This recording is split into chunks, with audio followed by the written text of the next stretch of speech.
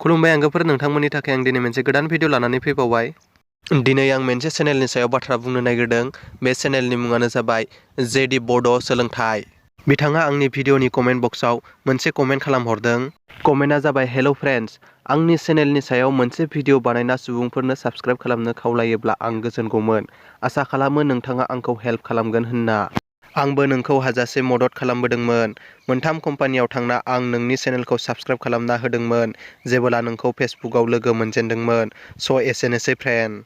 बिथाङा मबाइल एप्सफोरनि सायाव भिडिअ बानायो आरो इउटुबनि सोमोन्दै मिन्थिनो गोनां गोबां बाथ्राफोरखौ बिथाङा भिडिअनि गेजेरजों फोरमायनानै होयो। दायो नोंथांमोना जेडि बड' सोलोंथाइ चेनेलाव थांनानै बिथांनि भिडिअफोरखौ नायहैदो। बिथांनि भिडिअनि लिंकखौ आं डिसक्रिप्सनाव होनानै दोनगोन। भिडिअखौ नायनानै मोजां मोनोब्ला नोंथांमोना बिथांनि चेनेलखौ साबस्क्राइब खालामनानै फै। जों गावजों गाव हेफाजाब होलायनानै आगान सुरलांनांगौ। सोरनिबा चेनेल मोनसे साबस्क्राइब खालामनायाव जोंहा जेबो खहा जाया। दिनैनि भिडिअआ एसेनोसै। भिडिअखौ नायनानै मोजां मोनदोंब्ला अननानै आंनि खन्थाइ मटिभेसन चेनेलखौ साबस्क्राइब खालामनानै हो। आंनि फैनो गोनां भिडिअफोराव नोंथांमोनखौ फिन खेबसेबाव लोगो मोनबावगोन। गोजोन्थों, खुलुमबाय।